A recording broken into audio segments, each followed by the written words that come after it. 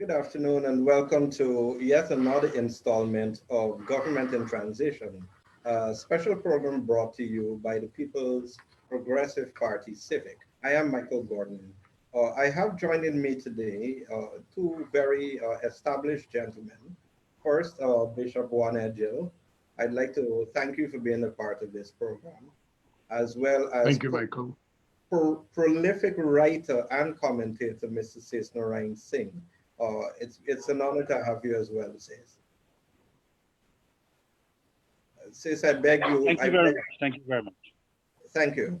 So I'm going to first begin with the posturing, and I would want to describe it as political posturing of the Chief Elections Officer, Mr. Keith Lewin.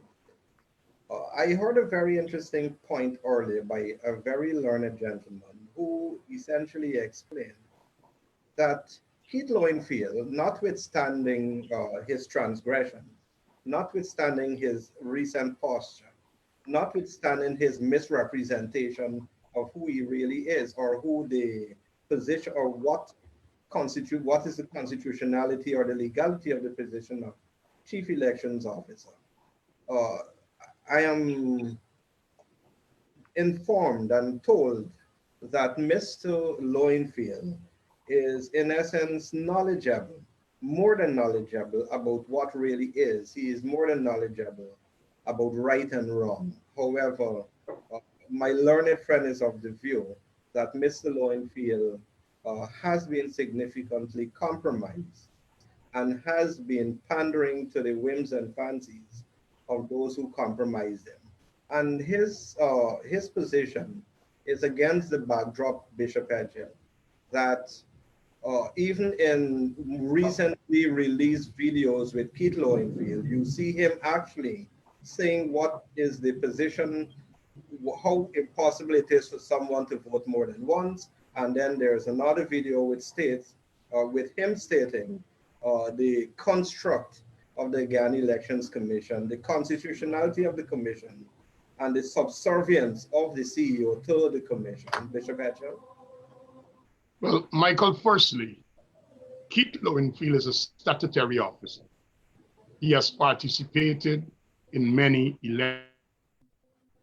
elections 2020. Lowenfield successfully ran the 2016 local government elections. He successfully ran the 2018 local government elections.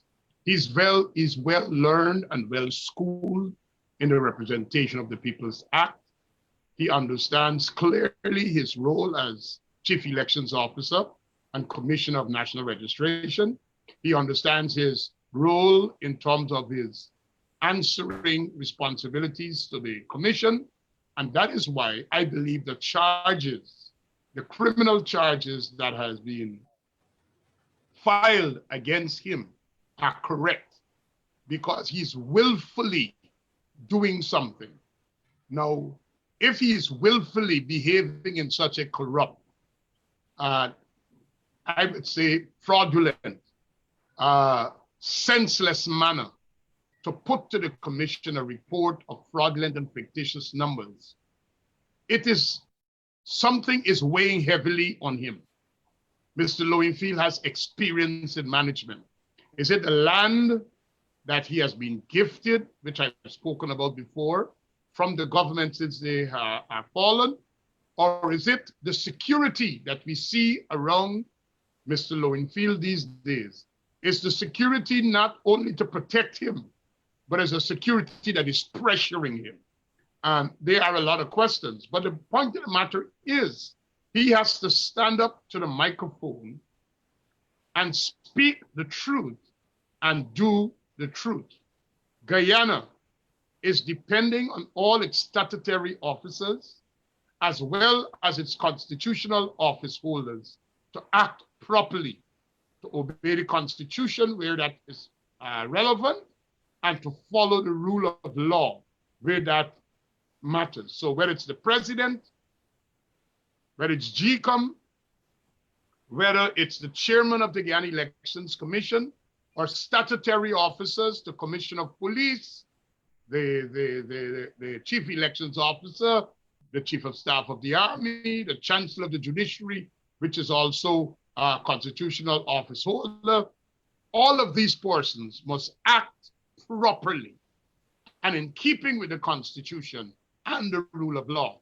And Mr. Lowenfield has been compromised for some reason or another.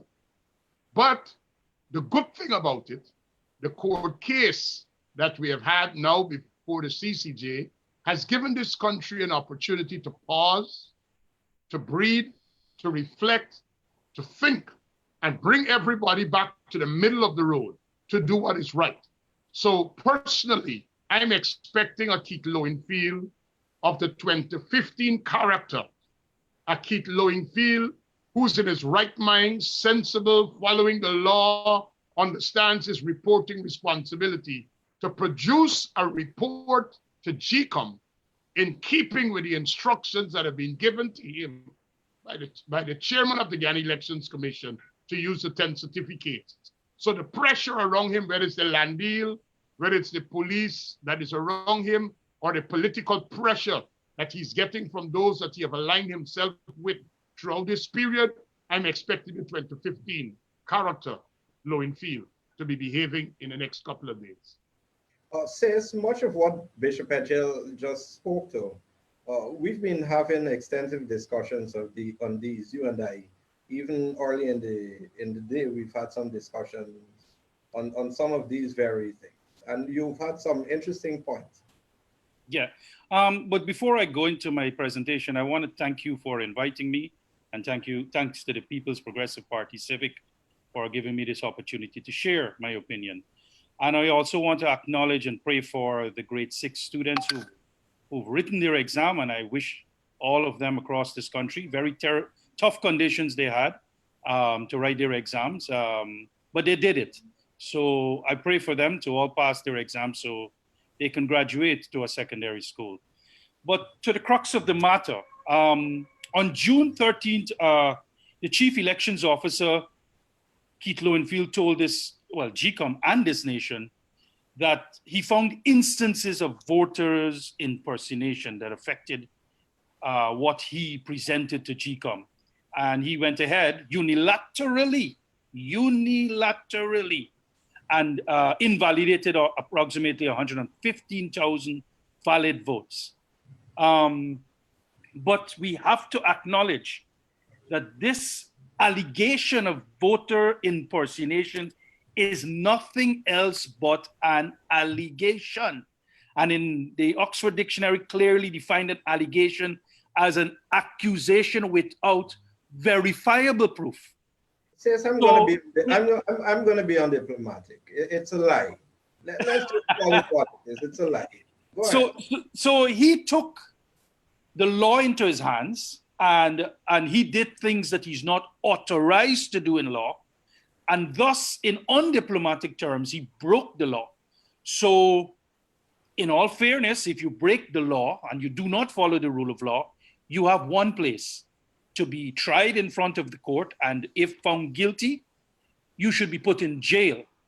And in my books, based on the evidence that I have in front of me, Mr. Keith Lowenfield has broken the law, because the law clearly empowers one institution with the power to declare results, and that's the GCOM Commission, 7-member commission, not Keith Lowenfield. He is a utensil. And in the law, using his utensilship, he has to do simple mathematics, arithmetic. When we did the recount process, we came up with 10 tabulation certificates that were prepared, authenticated, and verified, and prepared and signed by GCOM staff, not political parties, GCOM staff. That came out of a process where there were about 14 people from different stakeholders who witnessed every single valid and invalid vote brought out. We looked at it. We certified what was valid and what was not valid, and what belonged to which list of parties. So there was a process that was done under the law. Mr. Lowenfield, with one stroke of his pen, decided that that entire process and all the laws of our country should be thrown into the Demerara River, because he is King Lowenfield and he can do what he wants. Well, no, not in a democracy that follows the rule of law. So there is a great amount of inconsistency in what Mr. Lowenfield is doing today versus what he did in 2015, because that video, as we saw, he clearly established the process which this nation has followed in the recount process and on elections night when the 2,339 polling officers counted those ballots. And we've done everything right, save and except for one thing that was done wrong. One man again, Claremont Mingo, decided that he will alter information that he has no power again under the law to alter. And this is why we're here. And we're here today because Mr. Mingo initially broke the law. And now again, we're seeing Mr. Lowenfield breaking the law. And we have to fix this. And we have to take the law. And I'm humbled by what I'm hearing from the chairman of GCOM, because she did a written submission. And that is a very, very important document because she outlined the process under the law. And that is all we're asking. As Bishop was saying, let's get back to the middle of the road and do what is expected of all of us under the law. Okay. I get what you're saying, what you're saying says. And we spoke, you spoke extensively about the Mingo scenario, the Lowenfield scenario. And of course, you referenced that video where he explained that how it's impossible for one person to vote at multiple locations. Mr. Lowenfield also explained at great length his relationship, the relationship between the chief elections officer of the Secretariat and the commission itself. Recently, you saw a diametrically opposed view by one Keith Lowenfield. And thus, Bishop Edghill's point about compromise, possibly pressure, notwithstanding all of that, there is still some optimism that the right thing will eventually be done and the truth will prevail. But looking ahead, Bishop, Guyana is at it's at a critical crossroad. And at the end of it all, of course, at the end of it all, we will see Dr. Mohamed Erfanali being sworn in as Guyana's president. But Guyana has to move forward. And there are a number of things, a number of hurdles to be crossed for that to be done outside of the electoral process, one of which is nation building, social cohesion, reconciliation, economic rebuilding. We've seen the state of our economy, and I'm going to ask you to speak a bit about the economy. But Bishop Edghill, where do we go from here once the electoral hurdle vote has been crossed? Well, Michael, I'm looking forward that after Wednesday, the Guyana Elections Commission will meet, a declaration will be made, the president will be sworn in, and based upon our manifesto promises, Guyanese could look forward to social inclusion and social cohesion. A government that provides equal opportunities and equal access. Michael, Guyana is badly in need of national reconciliation and national reconstruction. On the point of national reconciliation, we need to get the elections behind us. It is disgusting, frustrating, tormenting that 120 plus days after the election, we're still talking about an election. You know what we should be talking about right now?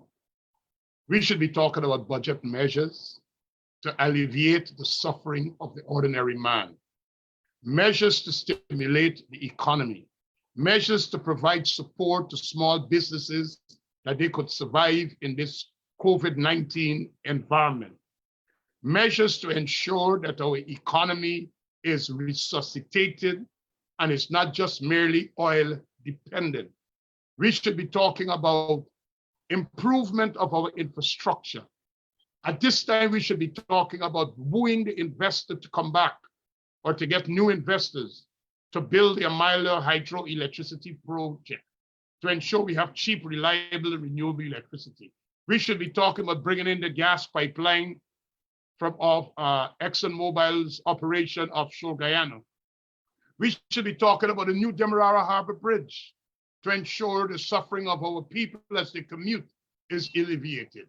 We should be talking about the Quarantine Bridge, the Linden to Lethem Road. We should be talking about opening up the road from Ogle, bypassing the East Bank all the way coming out of Diamond. We should be talking about modernization of our airports and making Lethem into a regional hub. We should be talking here about the Deepwater Harbor. We should be talking here about modernizing the sugar industry, putting people back to work, giving people what they long for. That's their house lot, where they could be able to go to the bank, get their loan, build their modern home. We should be talking about getting Guyanese to get scholarships, to get themselves equipped for this new oil and gas economy that is emerging. We should be talking about dealing with depressed communities and ensuring those depressed communities that are crime prone are adequately accessed and serviced to ensure that our youths are given second chances and opportunities to development. We should be talking about bringing our people together, modernizing this country, putting in an architecture for stability, both political stability and economic stability. So the longer we take with these little sideshows of the Lowenfields and the Mingos and this report and that report, we're holding a nation back. That is why the pressure is on David Granger to concede. He knows he has lost the election. He needs to call a meeting of his high command of the AP and UAFC and says, boys, we've tried our best. It's time to give up. Let Guyana breathe again. Let this country go forward. It's time that they take their place in the National Assembly as a responsible opposition, hold the government's feet to the fire, bring forward policies and programs that will develop all the people of Guyana. And more than anything else, there must be political dialogue that ensures political stability, enhancing the welfare, putting back confidence in our people, removing the fear factor of one group being eliminated and another group benefiting. And we need to be working assiduously to create that future for Guyana, for our children and our children's children. We cannot continue every day, keep talking about an election. So we've got another 7 days to talk about elections. And I'm saying after that 7 days, we must be talking about Guyana's future. Something has got to give. Somebody's got to man up. You know, the Guyanese language. Somebody's got to man up to their responsibility. This is why we can't bring this thing down. Guyana can't burn. Guyana must develop. We must be calling upon all of our strengths, people from academia, our Guyanese in the diaspora who are talented and skilled, to lend their contribution to make Guyana a home, a paradise. We now have the possibilities that we've been dreaming about. And all of us should become magnanimous, lift ourselves up above the petty political fray, look at what is truth, what is right, and let us behave as Democrats. And what Democrats do, when you lose, you give way and you play your role as a responsible opposition. And that's what the AP and UAFC needs to do. We need to get Air Finale sworn in. The cabinet needs to be named. Parliament needs to be reconvened. A budget needs to be read. People need to be breathing again. We need to get this country working again, putting people back to work and putting that hope and inspiring hope in people once again. And that's what I'm looking forward for, Michael. Not every day for us to have Lampi and Pampi and Mutt and Jeff, or whatever names you want to call, some lunatic fringe element continuing to harp, sell narratives that are based upon misinformation and lies. But we should be behaving in a responsible way. So now is the time to call upon all the goodness that is located in our inner being and located in our collective Guyanese soul to act responsibly. So I want to make that call today. All the goodness that reside in us individually and reside in our collective Guyanese soul must be called upon to pull ourselves out of this dark hole of 120 plus counting days of this electoral morass. And we need to get back to the middle of the road and move Guyana forward. So I thought I would say that today, Mike. Since this is an issue I know you've been very passionate about, especially from the economic perspective, and I know you pay a lot of attention to the numbers. Um, you must be optimistic. I know you have religiously and slavishly paid attention to the numbers and all the economic indicators of the day, but you must be optimistic, like perhaps the Apostle Paul, an incurable optimist about Guyana's economic future. Um, a couple of things before I get there. One, I want to agree with Bishop when he said we all have to come together and pull ourselves out of the dark hole. You know, Abraham Lincoln once said, character is like a tree and reputation is like a shadow. The shadow is what we think of it. The tree is the real thing. So I'm calling on all Guyanese, and I know our Guyanese people are fantastic. Don't worry with the narrative from the fringe elements associated with the PNC. Our Guyanese people have it within them to show this nation and the entire world that we're the real deal. And we've done it before. I don't know if you know this, but when we had the Great Flood in 2005, 60% of our economy disappeared within months. 60%. And by the next year, we had economic growth. And that was under His Excellency, at that time, President Barry Jagdeo. This country has the power, and it's proven itself already, that it can come together and fix whatever the fringe elements throw at us, whether it's by nature or by mankind in the form of the irresponsible and reckless PNC. So I believe that we can fix this. And this reconciles with the theme that His Excellency, the President-elect, Dr. Irfan Ali, keeps talking about. Let's fix this. From my conversations with the senior people in the PEPP, they have a three-stroke engine they're coming with: support, stabilization, and expansion. Of course, because of COVID, and of course, because of the economic destruction that was caused because of this political issue, we had an economic implosion. It's as much as 12% right now, since Christmas to now. The economy has disappeared. So we have to get some of these people back on the ladder. Some 30,000 Guyanese workers have lost their job, whether temporary or permanent, but they're not working right now. So there's no income. And unfortunately, most of these people are what you call the paycheck to paycheck group.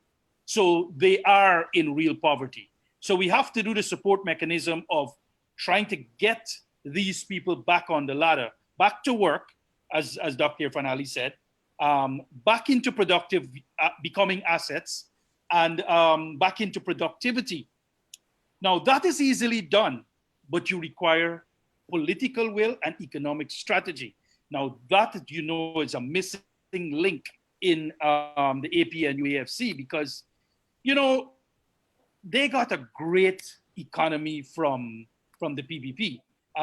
When you saw what they got in 2015, they got $15 billion in gold. How much are they leaving now? Less than 700 million, which is less than $0.7 billion in gold they're leaving. They've depleted about 140 million US dollars over the last 5 years, despite Guyana being an oil economy. I mean, a lot of people don't know this. Guyana has earned about 500 million US dollars in oil sales this year. Of course, all of it does not belong to Guyana, but the bottom line is there's economic activities around that, but it's not filtering through because it's being siphoned off, it's being blocked, it's being mismanaged, it's being misallocated. So 30,000 families continue to suffer even though Guyana has benefited from this bounty. So the big reality, one has to reflect on, so as I said, to use a three-stroke engine: support, stabilization, and expansion. On the stabilization side, the PPP Civic has already developed a plan via their manifesto to rapidly turn around the deterioration that we saw in the productive sector. Sugar, for one, Dr. Irfan Ali is committed to surgically looking at the sugar sector with a view of opening estates. He made that publicly clear on the trail, on the political trail. That is our commitment, and we will deliver to it. He talked about stimulating the state of aggregate demand, getting our people back into working, earning, and spending so that there's more for all. Arresting this runaway public expenditure. You know, there's billions of dollars being spent by the Granger cabal on dietary need, executive travel. Thank the Lord. You know, everybody said, oh, COVID is a bad thing. COVID was a savior to stop Team Granger from traveling executive class and renting planes to go all over the place. We saved this country a lot of money. So thank the Lord for that. As I said, I know you're passionate about these economic issues, but I want us to focus on the political issues at hand. However, in my own opinion, whilst the COVID stopped the travels and so on, we've seen massive amounts, Bishop Edghill, of contracts awarded without due process. We've seen significant of state lands being transferred to individuals close to and or related to the APNO AFC. This also is, to my mind, as we prepare to close this program, just in about 2 minutes for each of you gentlemen, this, to my mind, is representative of the legacy, perhaps hallmark, of the Granger administration since 2015. Well, Michael, someone told me years ago, their definition of greed is the fear of shortage. The fear of shortage is their definition of greed. And that is what we've seen manifested in this APNU AFC cabal. They came into government. They knew that there would be a one-term government. They don't know how long it would have taken them before they were toppled. So they went ahead with greed to enrich themselves because of the fear that when they're not in office, they're going to suffer shortage. Once the no confidence motion was passed, that greed kicked into high gear. Mm-hmm. And what we have seen since March 2nd, when they realized they have lost the election, that greed went into overdrive. And what they are doing is not merely just disposing of assets of the state, but doing it in a manner where they can benefit in the present and in the long term, and putting the citizens at an advantage. This greed, this squandermania, this theft of public resources, this blatant corruption must come to an end and must be put in check. And the longer this electoral process of not having a declaration takes, the more they are able to do.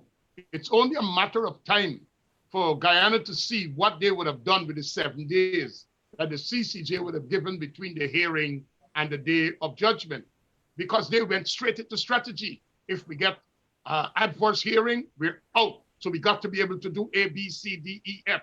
So the flurry continues. But the good news is it will soon come to an end. Those who have gone out of line will have to face the law. Our presidential candidate and now president-elect, as well as our general secretary of the PPP, have basically said, we're not going to witch hunting, but if you break the law, witch hunting is not, if you break the financial laws, you spend money that you weren't authorized to spend.